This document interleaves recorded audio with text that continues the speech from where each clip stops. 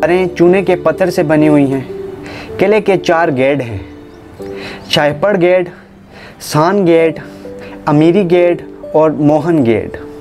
रानीकोट का सबसे शानदार हिस्सा शाहपड़ गेट है। पहाड़ियों के इर्द गिर्द फैला किले का बैरूनी पुरशिकवा हिसार दीवानी चीन की याद दिलाता है।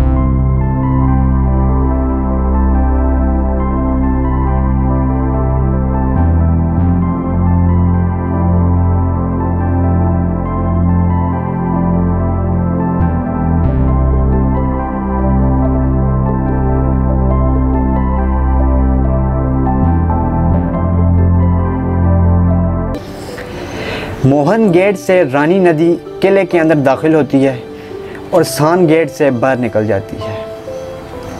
किले के बैरूनी हिसार के अंदर 2 और फसीलें हैं।